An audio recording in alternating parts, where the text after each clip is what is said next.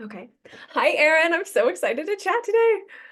Hello, me too. I'm really thrilled. Yeah, so I get asked to do a lot of conversations, but this is definitely one of the more interesting ones. Tell me a little bit about like how this happened, how we're here today. Yeah, so my background is in culinary arts, so I went to culinary school. I've always wanted to be in kitchens. I started cooking when I was really little. I'm from rural Wyoming, so there's not really a whole lot of other stuff to do. Where? In Wyoming? Cheyenne, like Okay. outside of Cheyenne. Yeah. Okay. I lived in Jackson for many years, so Yes, familiar with I Wyoming. love Wyoming. I like it. But I grew up in a place where there just wasn't a whole lot of stuff to do. And so I got cooking at a really young age. And I was in the restaurant industry for 11 years. And I just recently took a step back so that I could focus on my health because I ran into a lot of crazy, health problems working in restaurants. And it's a really, it's a masculine dominated field, although that's definitely changing. But for me, I was like, usually the only girl in the kitchen. I'm physically really small, so I felt like I was just overworked all the time. I was trying really hard to do my best, and I was really struggling with my health and with my relationships. Like I had, just gotten married. I spent maybe 4 years of my marriage just like feeling terrible and sort of taking that out on my partner. And so at some point, I realized that my hormones were like maybe more than 50% of my issue, and that restaurants in particular seemed to play on all of the weaknesses that I had. So I was like, well, this is revolutionary for me as a woman in the kitchen, and it's probably the same for a lot of other women, but we just don't talk about it, or we don't even know that it exists. Because for me, it took until like the last like couple of years to really realize it was a thing in the first Mm, place. So yeah. A lack of understanding about the female body is the root of many of our problems. yes, it's And crazy. I love that this also though plays in so many of my students, so many of my clients work in the medical field, and there's such an overlap between the medical field and something like the restaurant industry as far as the demand, and the long work hours and the in some cases the male dominated field aspect. So yes, we're going to specifically be talking about the restaurant industry today, but this totally crosses over Yeah. into many other fields as well. Yeah, anything that involves like being on your feet, or like I have friends that work in construction, and like it's insane, like it's the same thing basically. Hmm. Yeah. Totally. Yeah. And we're taking it from the female perspective today, but we could do an entire another conversation on how this is in fact impacting males as well, because it's not relegated just to one biological sex. Like we're all suffering the consequences of. True. And that's really crazy because like I think that's a huge part that I wasn't even realizing was like it was affecting all of the men that were around me, and I was just completely clueless. Yep, as are they, unfortunately. Um, so this is so exciting that we're going to have this conversation. I have a document of notes for you as well that I'm going to tag you in Well, because you are writing a piece. Tell us a little bit about that. I know the community is going to be curious to hear and read this, hopefully, yes. work that you're creating. Yeah, I'm excited. So I got into food writing. I've been doing it throughout my career, but recently really picked it up again because I was thinking, well, there's just so many things. Restaurants are going through a really hard time right now in general post COVID. And I was thinking there are so many topics in like health and wellness that we could go into. But, the female perspective is what I'm really interested in. And I don't see a ton of, I don't see a lot of coverage on that in particular. I think I see a lot of like, what's it like to be a woman in the kitchen sort of thing, like professional kitchen. But we don't really talk too much about the health and wellness piece. And specifically when it comes to women, I mean, there's like nothing. I literally can't find any resources. And I think there are so many women in hospitality who could really benefit from understanding, that they operate differently than men do, and that, hospitality is set up on a very masculine sort of kitchen hierarchy, and even front of house, and even in, hotels and related industries. It's really set up to just run 24/7, be really, really consistent, like all of these things that are, pretty counterintuitive sort of to the female, existence. And so I decided I wanted to write this piece, and I don't know where it's going to get published yet. I have my pitch out to a handful of places, but I really want to write about this topic because I think it would serve as a good reference point for one. But I also think it's just time maybe we start talking about it in general, because for me, it would have been really, really helpful to have found a reference. Which is why I wanted to talk to you, because I've had so much, I've really enjoyed looking at your page. Like, it is just so useful, like genuinely one of my favorite resources. And so when you said yes to like being interviewed, I was like, yes, oh my God, we're going to go somewhere. So I'm going to write about it. It's going to be a pretty long form piece, probably specifically about, you know, women and their health and women's health in the restaurant industry. But yeah, that's what I'm doing. So exciting, and such going to be such a valuable resource, because there are aspects that we can't change, right?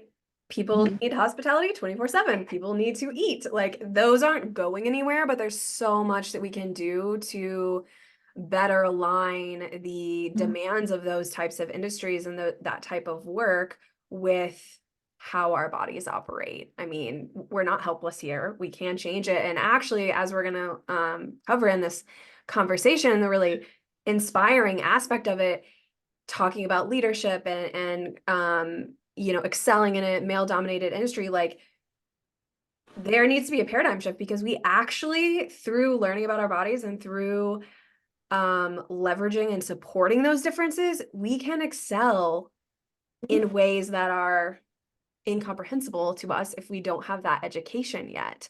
So it really is kind of like a golden ticket to achieving some of our goals and dreams in those industries because of the differences. Like, Yes.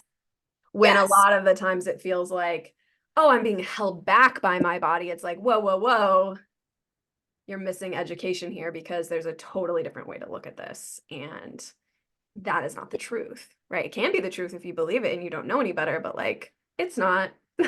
Thank goodness.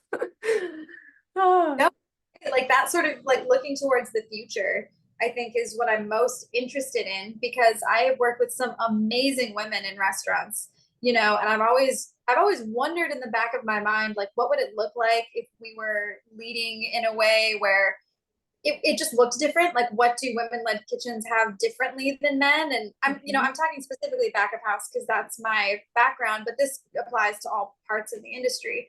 But I've always wondered, what would the biggest difference be in that type of leadership? And I love thinking about yeah, exactly what you said, the positive aspects of that, instead of saying, oh, I just think I'm being held back, or it's a challenge to be a woman in the kitchen, and just sort of, staying stuck there, or feeling like we have to meet sort of the existing demand instead of just shifting it to be better for everybody at the same time. Like, that's the future I want to see. Absolutely. And it really is leveraging that, because, you know, the male counterpart has so much value in the way that their daily hormone rhythm it acts, and the way that that impacts their nervous system, and what level of demand their physiology is able to take. But we have this other side that we bring to the table. So by joining them together and by really leveraging the beauty of both of our physiologies together, I mean, it's so cool. And it's just, there's no voice to that in these industries. It's just focused on the bottom line. And the reality, the twisted reality, is that the bottom line could be so much more boundless. Like, if we're talking, the bottom line is customer experience, is increased revenue, is increased productivity in the workplace, all of that instantly better when we leverage these physiological differences between our body. Like, so I think there's also a misunderstanding of like, we just got to drive harder and push through, and just, no, actually, by supporting ourselves and stepping back and, putting on the old adage of like putting on your For oxygen mask. respiratory, your oxygen, yeah, your oxygen mask before helping someone else, totally applies here. And it applies to the bottom line as well. So trying to think of, I had a question for you, but now I can't remember what it was. Hopefully it will come back. But how do you want to get started? Or is there anything else you want to cover before we dive in? Oh man, I have a handful of questions for you, I think, that are really practical, that sort of start it, that like it would have been useful for me to know as a woman in the industry connecting to my body in the first place. Because one of the ways I was actively sabotaging myself, and I think everybody in the industry probably does this to some extent, is there's a really high intake of caffeine, really high intake of alcohol usually, and a really inconsistent eating schedule. Like ironically, people that work in restaurants often don't eat a full meal, and they're working, and it's like this in hospitals and stuff too, where you're just on your feet all day. You're working 10-hour, 12-hour shifts. You get maybe one meal in there. It's probably not a very healthy one. And so I guess in a super practical way, I think the first thing, because we can get more abstract later because it's like such a big concept, but yeah, how, like, I guess we should start with caffeine because that's kind of the like motor that keeps the engine turning when it comes to the industry. Yeah. But I mean, I guess let's start with like, what are the negative impacts of that specifically for women? And then, what are alternatives to doing that, or to changing the mindset around living in that kind of a way? So I'm going to try to be concise because I really want it to be practical. But I think the thing that we have to, and we know this, but we really have to recognize is that caffeine is classed as a drug. Bottom line, it's a drug, right? It is a psychoactive, the most widely used psychoactive drug in the world. It blocks adenosine receptors and creates feeling, specifically I'm saying feeling of alertness and feeling of increased energy, not necessarily actual energy production within the body. Okay. So there are different ways that caffeine impacts each individual's physiology based on their genetics. Some people can metabolize caffeine very easily, whereas other people have a certain genetic presentation that takes longer to metabolize the caffeine. And we're talking about caffeine, not just coffee, but there's a crossover, right? And when we're talking about coffee, there are some benefits, some known benefits to coffee specifically. But I don't want to like go down that rabbit hole. So let's just like kind of, we're focusing on the negative impacts of caffeine on the female body. It's an endocrine disrupting chemical. So that means that it impacts our hormones and it impacts our hormone receptors. And that can look like increasing estrogen levels in the body, which we don't need in this time and place with stress that also increases estrogen levels. We don't need with other endocrine disrupting chemicals in the environment, seed oils, which are very prevalent in the restaurant industry, which are all impacting hormone levels as well. So it's just kind of more gasoline on the fire of just basic dysregulation that we're dealing with. And something else to really think about is it impacts liver detoxification. So everything that comes into our body or that is on our skin, that we're applying to our skin, coming in contact with our skin, is being absorbed into the bloodstream and needing to be detoxified from the body. That also includes endogenous things in the body, things created in the body like hormones. We also have to metabolize those. And so when the liver is focused on, oh, now I have to work on caffeine for hours. The half-life of caffeine, depending on your genetic presentation, is going to be 4 to 8 hours.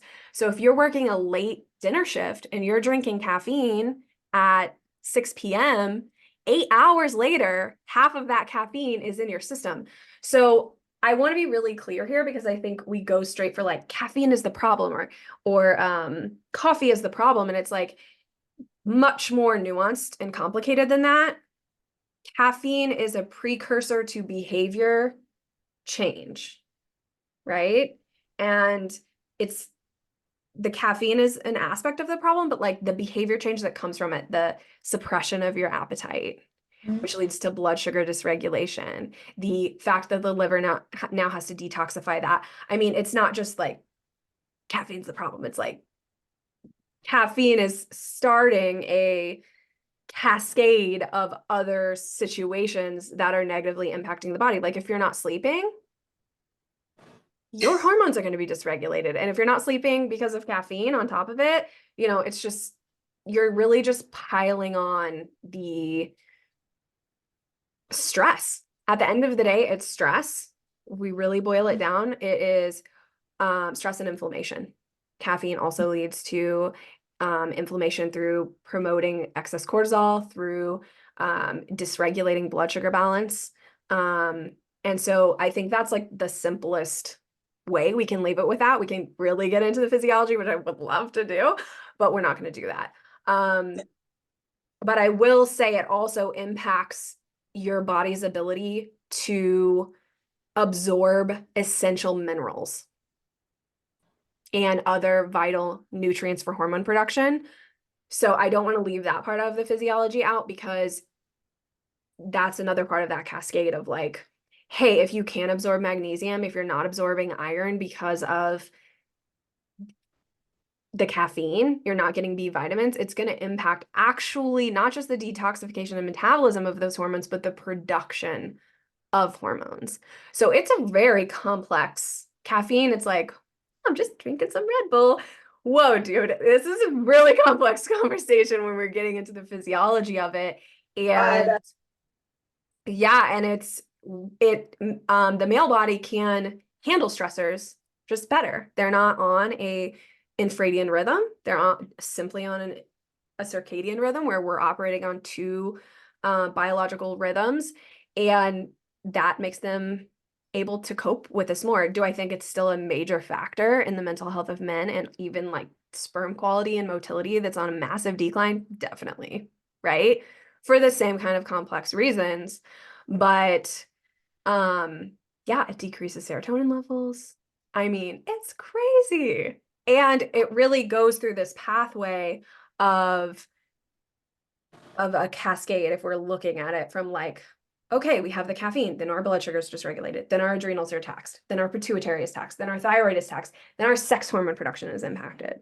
So it's a systemic situation here. And I get it. I worked as a barista for 10 years. I'm drinking coffee right now. Yeah. Yeah. But like, I've been there and done that. And it wasn't until I started learning about the body and the impact that I was like, oh, no wonder Mhm. I'm experiencing some of these massive psychological symptoms. And I'm not saying you have to quit caffeine. Next, we can talk about ways to kind of mitigate the impact, but it's something that needs to be considered, what your consumption is and how it's impacting your behavior. I'm going to shut the store really quick, guys. That is so okay. That's huge, actually, because I feel like that's sort of a downward spiral almost. Like you start with the caffeine and it chains into, I mean, it affects all of these different things. And then on top of that, because I think, I was guilty of like crushing a Red Bull right before service and like working until midnight. And then, you finally hit the end of that really crazy dinner rush and you're like, I'm going to drink a beer. And then you get home and you can't sleep because you crushed a Red Bull 6 hours ago, but then also like you're just super wired because the lifestyle is so wired. And it almost felt like it was impossible to catch up on energy. Like even waking up late the next day or sleeping in and starting a shift, mid morning or early afternoon or whatever, still never felt like there was the ability to catch up in terms of energy. And then, it sort of leads into, it just kind of continues to spiral in that way, which is insane. That's insane. Yeah. Well, it creates a dependency. And when you really get down to it, the energy, when we're looking at bioenergetics, like caffeine isn't bioenergetics. Your body isn't producing that energy. It is a feeling and perception of energy that the drug is giving you, just like an amphetamine would do. But when you're replacing your actual body's energy production with a drug, then it's so dysregulated, it can't actually produce ATP. It can't actually regulate insulin, which the brain is fueled on and gives you energy. It's just, it really, really, really is debilitating you. That's what it's doing at the end of the day. It is not helping you. It isn't. Well, and then on top of that, I mean, the appetite suppression I know is another huge one because you're already not eating much in the industry. You're kind of moving all the time, and there's not an opportunity to feel normal and natural hunger cues. And then on top of that, you're having like, any sort of caffeinated something as like almost a meal replacement. This kind of, I was really treating it like a meal replacement. And my blood sugar was tanked for like years. I mean, it's taken me like a year to realize what my body is supposed to be doing and how much energy it's supposed to be consuming. I was living off of caffeine completely. Yep. Yeah. Yeah, really is just a downward spiral is a great way to put it, because yeah, your body thrives on nutrients, not caffeine. That would be cool, but that's just not where we are not evolved to that place. So I think there has to be an acceptance of the reality. And it's Mhm. hard to actually accept the reality until you experience your body producing actual energy, because you Mhm. probably have lived on adrenaline or epinephrine and norepinephrine for so long that you think that that is what energy actually feels like. But I promise you, it feels way better than that. That is so crazy. Yes, I think that's 100% the case. I think I lived that way for so long, thinking that that was what it felt like. Yeah, to be able to move and like have energy, and that's like just not. It's not the same thing at all. Not the same. And you should be able to maintain energy levels throughout the day when you're on that blood sugar roller coaster that's fueled by the caffeine. It's just this constant, high and low, which really impacts your mental health and Mhm. psychological symptoms, and is going to get more severe as you move through the different phases of the menstrual cycle, because you are going through major vascular changes, hormonal changes that are impacting the brain. I mean, it's a lot. So the fact that you're adding, like I said, this gasoline onto the fire, and misconstruing energy for a drug response, it's really sad when I have clients transitioning. We do this very slowly off of caffeine. They are just in awe of like, I have more energy now. And I'm like, yeah, Wild. that's how it works. It's real energy. It's real energy. Yep. And with that comes, rather than a downward spiral, right? A positive trajectory in your body just from that one choice. So I mean, this is something that I'm very outspoken with. As you know, I talk about this all the time, and something I really work with my students and clients primarily, and initially on, because you're really just not, if you're dealing with severe premenstrual symptoms, you're not going to get there if you don't address this. It has to be addressed. Blood sugar regulation has to fundamentally be addressed to feel Mhm. better. And caffeine is a major driver behind that. So when we're looking at ways to start mitigating that, the first thing I want to say is, if you've been drinking caffeine for a long time, do not stop cold turkey unless you have like a week off to feel terrible. Just don't do that, right? We want to slowly titrate off of that, and over the course of 2 or more weeks, transition to a half caffeinated option, diluting the caffeine, drinking less of it, and then moving away. And you can do this, I promise you, even if it's a part of your identity. I've been there. I'm drinking coffee right now, and it's decaf, um, which still comes with consequences, but not the same degree. So, one thing to keep in mind too for the female body is that you're going to be more sensitive to everything during the luteal phase of the menstrual cycle. So there are 4 phases of the menstrual cycle. Newsflash, you probably weren't taught that, but the luteal phase, your what's called the hypothalamic pituitary adrenal axis, is more sensitive. Your nervous system essentially is more sensitive overall. Your immune system is depressed to facilitate potential conception of a baby. So a lot's going on there, and if you're going to consume caffeine, I really encourage you to align that with your cycle phases when you're going to be less susceptible to the negative impacts. So during the pre-ovulatory phases, having some matcha, having, your coffee that's full octane, you might be able to tolerate that more during those times than you would be able to later. But then also buffering with Yeah. macronutrient support. And this should be a non-negotiable. If you're going to have caffeine, committing to buffers really needs to be a non-negotiable because it's going to impact how low and how high your blood sugar goes. So when I say buffers, I'm talking about macronutrient support. There are 3 macronutrients. We're going to talk about 2 of them right now, fats and proteins. So adding in to your coffee a protein or fat support, even better, consuming a meal before the caffeine that's high in protein, high in fat, and then adding a buffer still to your caffeine. So that can look like adding MCT oil, adding a raw egg yolk. That's my favorite go-to, and not a lot of people can stomach that, but delicious in a coffee, whisking it in, eating a handful of nuts, eating eggs, avocado. You can Google healthy fats and protein, but I also have a post on this, so you can find that, or you can reach out to me and I'm happy to share it with you, of specific buffers that you can add in: collagen, protein powders, things like that. Eating first, we talked about that, and then transitioning to half calf decaf, we talked about that.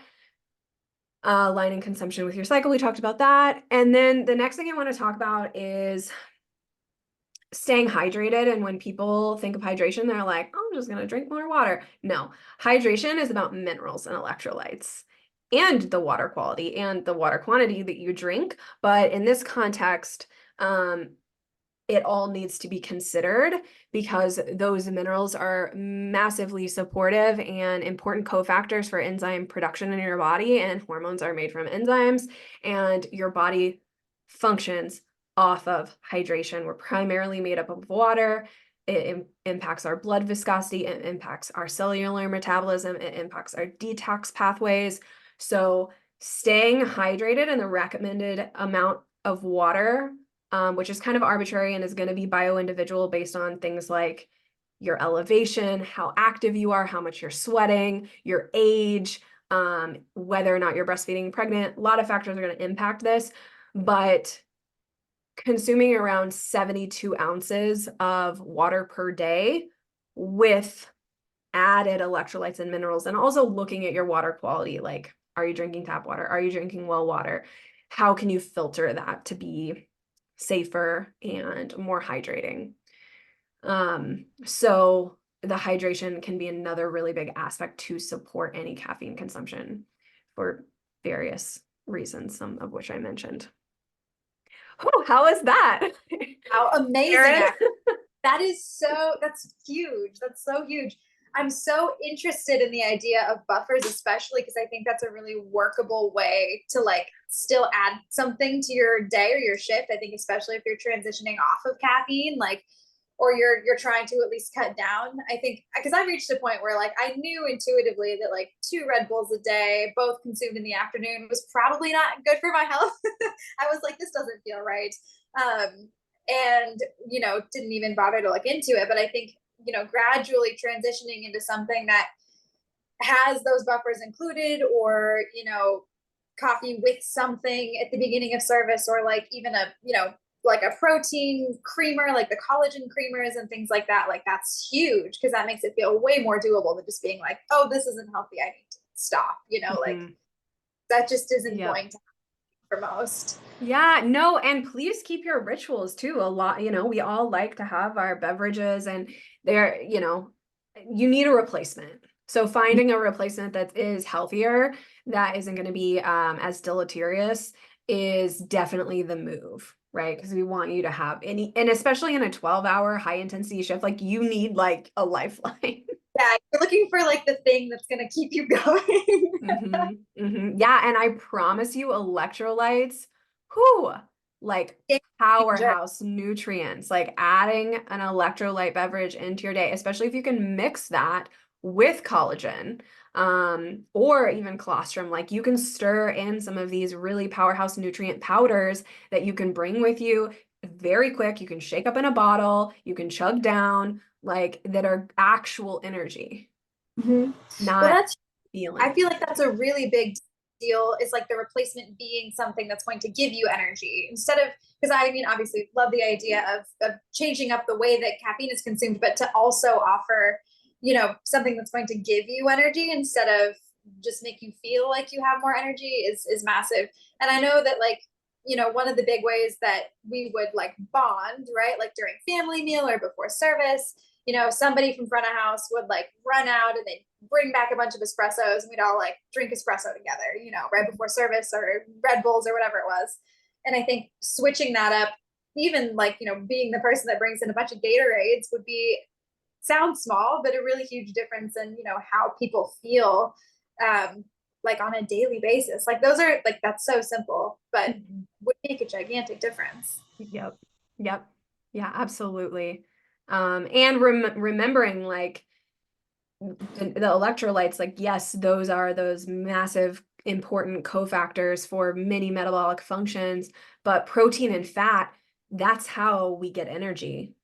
And insulin, you know, sugar, but healthy sugars, carbohydrates, sugar, the other macronutrient we didn't talk about, but how can you really, that is what your body is fueled on, is nutrient dense carbohydrates, proteins, and fats. So how can you shift to like, oh yeah, my body, how does it work? What kind of, you know, gasoline does my body run on? Not Red Bull, proteins, you know, macronutrients and micronutrients. So like, let's just get a little bit of those in there, and just a little bit can make a huge difference. Just small changes here.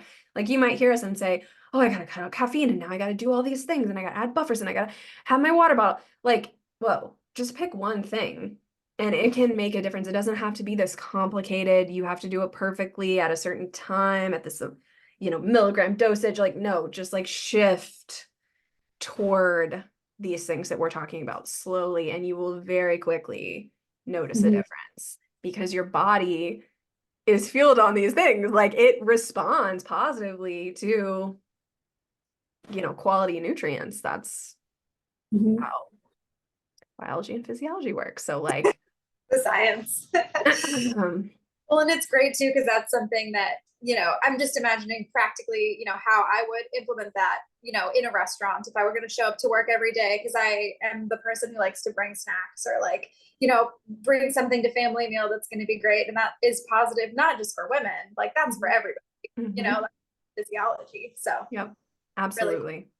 And once you start doing it, you're like, ah, oh, I can't wait for my electrolyte beverage. Like yeah. I am like so looking forward to that later, you know, like you love it. It really, there's not a trade-off of like, oh, I don't get to have that. It's like, no, like you can have it all and it can all be so pleasurable. You just have to find what, you know, flavor, which flavor you want to go to. No, that's so, it's super, super useful and super practical, which is awesome. Because I can see that just like instantly being a, because what I'm trying to do too with this piece is introduce things that are really like kind of no-brainers, or they feel like they could be no-brainers. Because I think even building the connection, which actually this will be my next question, but building an awareness of what your body actually needs instead of being so divorced from sensation, right? Like there's a lot of suppression, I think, in fields like the restaurant industry where you're just going all the time and you're kind of like, you don't pee for 6 hours and you're like, oh my God, like, am I okay? Have I had water? Like, you know, just because you're so busy doing other things, sort of, you know, those types of rituals that sort of reunite you with your own physiology instead of, you know, sort of suppressing something are huge. And I guess maybe that's a great way to segue then into, so especially for women, because again, men have this like consistent ability to function very linearly day to day. Restaurants are really demanding, they sort of need that day to day consistency. I was always surrounded by dudes and felt like I had to match their level. So whatever they were drinking, I was drinking. Whatever they were doing, you know, working really hard and consistently, like no breaks, I would do the same thing because I wanted to, you know, have that camaraderie and the same level of respect. And, you know, very often there were other women in the restaurant, but they weren't on the line. So I was matching my existence and my cycle to these men who like just were completely different. They were just running differently than I was. And it wasn't until after I got out of the industry for a while that I realized the connection between, my physical self and the way that I was existing at work. And so if there were a way to sort of tune in to yourself, even in these really high stress environments where it feels like you're suppressing a lot of that, you know, ability to read your own body, like how do you recommend women, especially, sort of tapping into that, even when it's like a high stress or high demand sort of environment? Do you have any ideas, like tips, I guess, in that direction? So it's not going to be initially, it's not going to be what you want to hear, right? Because we're like, what, like 5 quick and easy tips for this? Yeah, we can check in with our body. That's fine. But it's at the end of the day, and I'm such a broken record with this, and I just can't come up with anything that makes more sense. If you don't understand your body, which you don't because you were never properly educated, you just weren't. I haven't met a single woman who has been. Um, how can you do that, right? It's like you coming to me and saying like, can you fix this vehicle?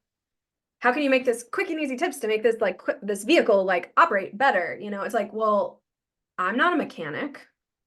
I don't know what that is, what's going on there, what that is. Like, how can I do that? And the self-empowerment and that ability to, because you need the ability, but you also have to have the self-advocacy to then do that, right? Mm-hmm. Especially in a high stress environment where the masculine, for lack of a better word, that the masculine pressure is there, even though it's not like actually exerted by the men, it's exerted by the system, the way that the system is operating. You don't have all the pieces to do that. You don't have that education to, even if you did check in, even know what that meant. Then you don't have, because you don't have the education, you don't have the self-understanding of, okay, then what do I do? And because you don't have the self-understanding, you can't advocate for doing that in a harder environment. Like so many pieces of the puzzle are missing. So the easy answer, actually, that doesn't seem easy, but has way more benefits, is to access reproductive health education about the female body, which obviously you're not going to do on the line. That's going to be something you have to seek out on your off hours, but that is a gateway to you self-actualizing within that construct, right? Of, hey, I want to be able to be like the men and be really high performing, if that's how you want to look at it, because of their way their hormones are operating, and they can take on way more of the stress, which I don't necessarily think is the healthiest way to think about it. But like the reality at the end of the day is you are not a small man. So forcing yourself to act like a small man is not physically possible. Like it's just not, why are you wasting your time trying to do that? Because you can't do that. There's like no way to be male when you're born female. And I know that can be a very, like, not going to get into the politics of that, can be very controversial, but we need to just accept some foundational physiological realities here, that we are neurobiologically and physiologically and biologically different in ways that are unalterable. And that is not positive or negative. That's just fact. So how can we learn about that and then leverage it in a positive way where we're not just deluding ourselves, which is a total waste of time and literally what we've been doing since the 60s, right? Trying to compete with men. Like, no, let's be female, let's be women, and that's how this works. It's really the only way forward, and I don't see how you can do that without the education, because if you don't have the education, you can continue deluding yourself and be like, well, I'm just not trying hard enough. Well, I need more, caffeine to like keep up, or like something's wrong with me. It's like, no, like you are way off the mark here. Like you don't understand what your body is doing. And so you can't support it. And because you can't work through any of those things, you can't advocate for what you need. And if you can't advocate for what you need, you're on a fast track to leaving that industry because your body, your physiology is stronger than your willpower and it will take you out. And that's literally what happened. That's literally what I experienced at that point. It was not a matter of willpower or like determination. It was a matter of like I physically cannot keep up, and I also mentally cannot keep up because I had no energy, no nutrients, no nothing. Right? I was like a husk of myself, putting everything that I had into that, and like the physiology went out. Which Yep. is like ultimate burnout. And it feels very specific to women in the industry to burn out in that way because you can't keep up with the men. I think it's just not possible. And so that's why I'm so interested in, sort of the future of like women-led kitchens, or at least, kitchens that integrate a little bit more of that self-awareness and that education, and making it a little bit easier just to access things that we might need, based off of our own physiology. Because that's exactly it. You like literally hit the nail on the head. I love that there's no easy answer, because it doesn't feel like there should be an easy answer. It shouldn't be just like, yeah, take a supplement and like you can be fine. You can keep up with the men. Like it's just not possible. Yeah. Yeah.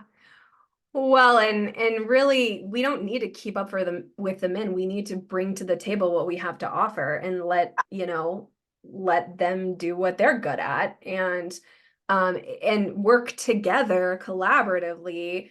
And really, at the end of the day, everyone is happier. And what's so twisted to me about this is like you talked about going to the bathroom. It's like to some extent you can suppress bowel and urinary function to some extent. Like maybe you cannot pee for 6 hours. I guess if that is true, if your GI tract is very dysregulated and you suppress the feeling that you need to have a bowel movement, that's going to lead to like much more chronic dysfunction because all of that waste and detox material is then reabsorbed back into your bloodstream as a free radical, but like, and then creates this cycle of constipation. But actually though, like if you have to take a shit, like you kind of have to take a shit a lot of the time. And like you go and you do it and like the world goes on in the kitchen. You know what I mean? But like the Right. fact that you can not drink water and not eat any food, right? But like other things that are necessities for the human body to function, like they still have to happen. You still have to pee. Like, Mhm. isn't that kind of twisted? Fucked up. It's pretty. Like, wait a second. It's Eating kind is of. way more important in a lot of ways than peeing, but like I still can do that. So No, that's such a good point. It is. It's really twisted. It's a weird expectation to like hold for yourself too. Like, I don't know, there's even a point of pride, I think, in some of these environments where it's like, yeah, I work so hard, I don't eat all day. It's like very backwards. there It's really gnarly. does need to be a reimagining of it and a paradigm shift. And I truly believe that education is the pathway there. It's the only way. Because That's how else do you amazing. get there? I think, I mean, so it's totally true. There's not a ton of education. I mean, I also haven't met a single woman who's had any education that didn't come at a much later time, and usually due to a struggle of some kind. Like I've learned more about my body through PMDD than like literally anything else in my life. And that sort of dysregulation was the only thing that opened my eyes to the fact that like there's just so much more going on. And that's why I felt, I mean, it took me like maybe a year or two to recover from the damage that I had done for my entire career that I had been so proud of, like legitimately thought that was a badge of honor. And, had to go through some real struggles to realize that my physiology was like just gonna tell me what was up, even if I couldn't figure it out myself, which was crazy and good. But like, not every woman gets to experience that. And I think a lot, I've worked with some really tough ladies who just, maybe are built differently a little bit than I am. They can just tolerate more. I think I just completely burned out. But, I think we need more sort of education and leadership in the restaurant space about health and wellness in general. We just have a gigantic problem with the basics of taking care of ourselves. But when it comes to like the female side, I think in particular, I can't think of many women who talk about their struggles in that kind of way. And it's been going on for a really long time. Like I sent you that paragraph from Chef Gabrielle Hamilton, and Yes, she was please. talking. What was that quote that I sent back? I was like, See if I can find it. Yeah, she's fucking amazing. And she's been talking about this for like 25 years. I mean, that the excerpt was from a panel that she did at the Culinary Institute of America, maybe, 25 years ago. And she was saying, I don't know how to talk about being a woman in the kitchen because you're built for the lifestyle or you're not. And then later on, as she was like having her second kid, let's see if I can find it. Yeah, she said, I don't want to be the woman who can and did get down on all fours and scrape the pancake batter off the oven door after having cooked 300 eggs with a near constant monologue of fucking of a fuck issuing from her lips. That is certainly not the woman I meant to grow up to be either. It's possible that working a brunch shift at 39 weeks pregnant is badass. And also possible that biting the bullet and scheduling your own labor is badass. But badass is the last thing I'm interested in being. Badass is a juvenile aspiration. And I was like, whoa, that's so heavy, because like, and that gets into like being pregnant on the line, which is like a whole nother thing when it comes to women in these careers. But like, holy shit, like that's mind blowing to me. yeah, being badass is a juvenile aspiration. Yeah, I was like, fuck. And a real, like, what is badass? Like, she's having that paradigm shift of like, I thought that was badass, but like now I've grown humans. I've grown skeletons and eyeballs and brains inside of my body. That's actually badass. Badass. Yeah. Yeah. It's so gnarly. It's just like the most gnarly thing. Okay, let's see. I do have a few more questions if you have the Okay. time. Um, okay, so and this is sort of related to the caffeine question, but alcohol is another really big one, and we see this a ton, and sort of in a similar way, because I am kind of interested in these like nerdy physical applications of these things. Like what you said about caffeine was like so awesome. In a similar way, alcohol plays a really huge role, and then also how that bounces off of some of these other things that the low blood sugar and the caffeine. What might that be doing? Sort of like, would you mind going into that? Sure. Yeah, so very similar to caffeine. It's going to increase estrogen levels. It's going to impact hormone metabolism through the liver detoxification in general. It's going to lead to dehydration. It's a suppressant of our neurochemicals, our feel-good neurochemicals. So a lot of the same consequences are happening with alcohol. And then when you're using them, right, to up yourself and down yourself, it's just another drug. Alcohol is a drug. It's classed as a drug. It's one of the most widely used drugs, as aside from caffeine. Like there it is. And so it's just an opposite side of the same coin. It is impact with our physiology, and there are less positive trade-offs to alcohol than there are to caffeine, is the reality. Yeah. So I have a lot less of positive things to say. You can't buffer it. Like, yeah, if you eat beforehand, that's helpful, but like it's an endocrine disruptor and it's not helping you. And I wish there was like a way to turn that, but the same things apply. In your pre-ovulatory phases, you're going to be less susceptible to the negative impact as you are going to be in the luteal phase. But my personal opinion is just eliminate that one. Save that one for special occasions. Like, it is not. I would choose drinking caffeine over drinking alcohol any day.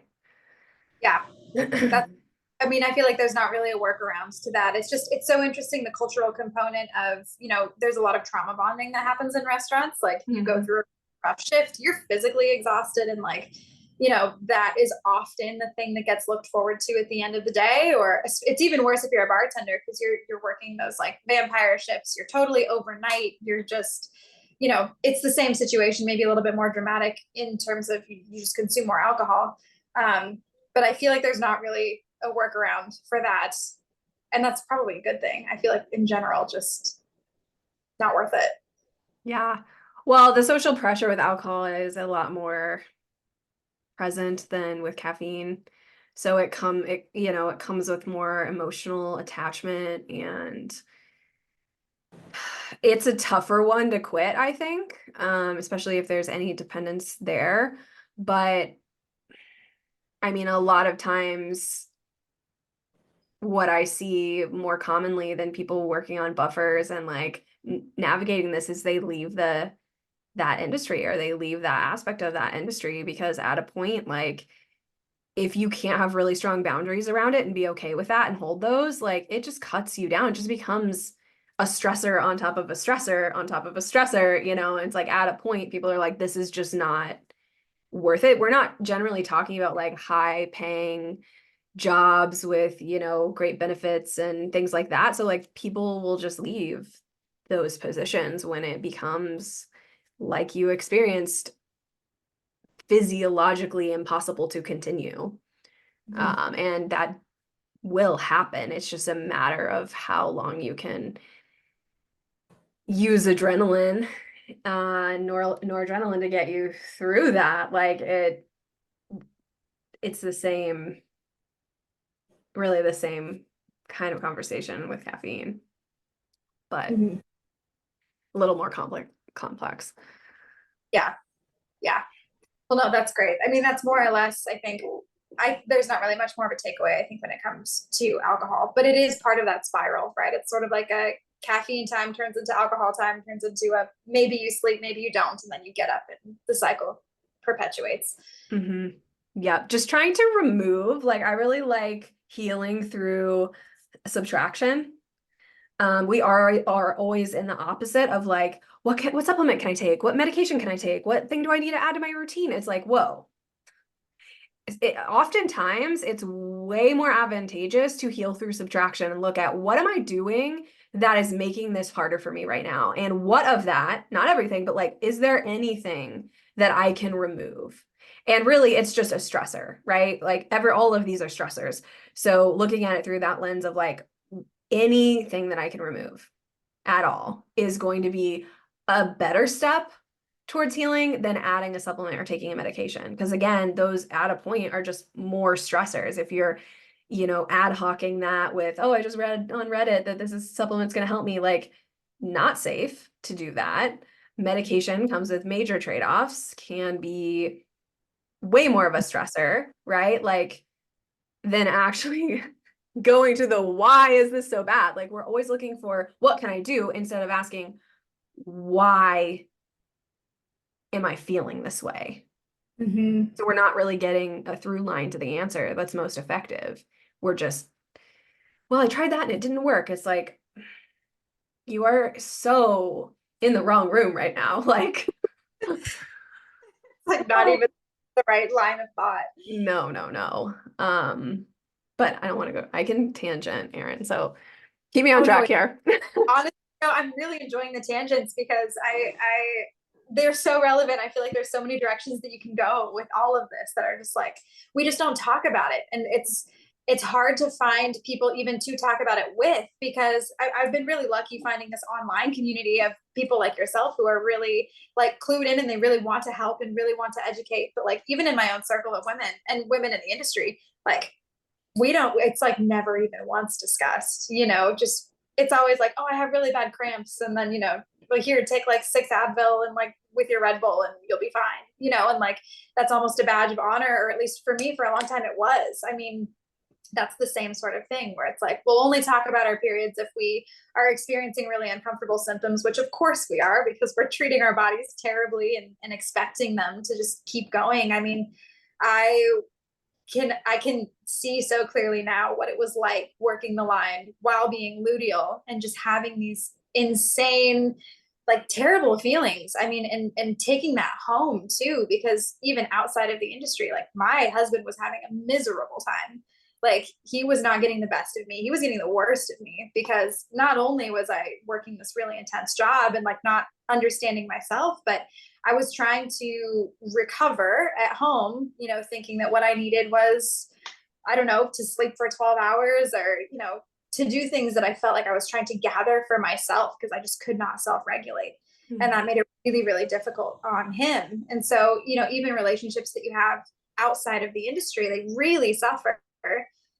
Because when I'm at work, I'm on for work, right? So many people in service or hospitality, or even like again in hospitals where you have to be on all the time. You know, those people tend to get the most acceptable version of yourself, and then you get home and you crash, and it's like terrible for everybody that you're, you know, connected to personally at home. So that's Well, what I have noticed is it is incredible the degree to which we can suffer, right? We can tolerate an incredible amount of suffering for a long time and just accept that as, well, this is just how it is. And generally, it's not until things are outside of ourselves start to suffer. Our relationship, we lose the job, you know, our health actually fully crumbles. Like the capacity for the female body and the female psyche to just continue to push through despite all of that, and the fact that it isn't until the other things in our life start falling apart, that is so devastating and so unacceptable and so sad. And again, I think it comes back to that lack of education and respect for our bodies, that we can't create different boundaries there, and for other people, right? Because if other people recognized that, they wouldn't be accepting of the situation as well. So it's definitely a bigger systemic thing, but I think so much of it literally could be solved by adequate reproductive health education. Like 7th grade, 8th grade, 9th grade, like 10th grade, 11th grade, 12th grade, like we're having classes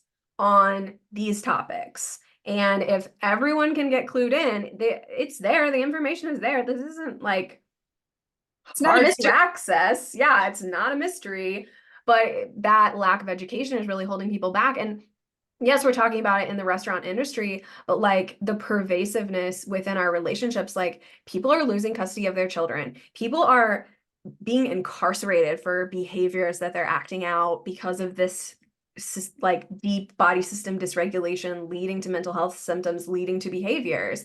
You know, people are getting fired from their jobs and having no income. Like the consequences are far beyond the symptom. And right, we said like we can tolerate these symptoms. We can tolerate being keeled over on the line with like endo pain, but we can't tolerate losing our marriage. Like, guys. It's so fun. Ah! Wow. Slap That's people around, like, wake up. yeah, no, that's so gnarly. I mean, okay, so then I guess I'll finish with a couple of questions because I genuinely could listen to what you have to say all day. But I guess I'll finish with this because there seem to be fewer, and again, it's changing, but fewer females on the line. And when it comes to supporting, you know, great, you know, leadership qualities that can come out of, you know, women who understand themselves, understand their bodies, and also try to, you know, make that a better environment for everybody, you know, for like you said, when you know yourself and you have the best of the men and the best of the women working together, like you end up with something that's better than what you had before on the whole. But because it does seem to be a pretty, you know, it's a very masculine field, sort of talking about it at work. Not that it's not appropriate, it's just not really done, you know. But what would you recommend in terms of finding support and also like spreading that education as like grown ass women who didn't get this education in middle school? Do you have any tips for sort of finding or building a community around like female leadership? It's really at this point, it's still something that has to be self-sought. Like you have to seek it out because it's not there. I do suspect that there is going to become branches of like HR and stuff that like go in and do these types of trainings to organizations and to restaurants, because at the end of the day, right, what they're focused on is their bottom line. And if they find out, oh, your bottom line can be improved by this, then they're like, whatever we got to do, right? Which is We'll do it. not Great. I would love it if people cared more about people, but I get that the economy is what the world is running on. So I think it will come, but it's going to have to come from us. We're going to be the ones that have to do that. And so it really is a responsibility to the women in the industry who want to be a female leader. If you want to be a female leader, there are a lot of different ways to do that, but the bottom line is to be a strong leader, you have to be undeniable. And it's impossible to be undeniable if your body systems are dysregulated, because symptoms will, over time, like we said, crowd out any of your aspirations, right? The body is louder than your aspirations, and you can't be undeniable. Like, your female differences, when aligned and supported, are what That's so, makes you undeniable. So it's oh my God. like, it's kind of like, um, it comes back to that education. When women start to learn to leverage their cycles to work with our bodies in the energy of respect and admiration, we thrive. It happens naturally. When you start to learn, oh, that like stuff in my underwear that I thought was gross and smelly and disgusting and I was hiding, changes throughout my menstrual cycle to become this type of viscosity that elevators sperm faster and closer to my cervix, which also changes position during each cycle phase, so that I can more quickly get that sperm to the egg to facilitate conception. That cervical fluid in my underwear, that disgusting stuff that I was ashamed of, becomes, in the luteal phase, antimicrobial and antibacterial to protect my reproductive organs and to kill any sperm that could be there to protect that potential embryo. Like, you were like, what? What are you getting? Like, that is just the tip of the iceberg. Like, if you don't know those things, how can you change your behavior? How can you advocate for yourself? How can you have the respect for your body that's required to listen to yourself and change? So, when that's harnessed, and not with the intention to be the same or to overpower other people in the industry, but to contribute and collaborate, you naturally become what you were seeking all along. Like, there's no need to force it. There's no need to force leadership. There's no need to force your position to achieve a certain goal in that workplace. There's no need for a power struggle when we're stuck in, and when we're attempting to operate in the like we are in the male paradigm. Like, okay, stop doing that. Leverage what you are, and everything changes. I mean, I feel like I just said the same thing over and over in different ways, but like, that is how it happens, and that's how leaders in those industries and those fields are going to change things. There has to be a revolution, right? And it's not going to come from men. That's not their job. Like, they're doing their thing. Like, they need to have a revolution of their own, right? We have to do this. And the only way we can do it is through that education. So start symptom mapping.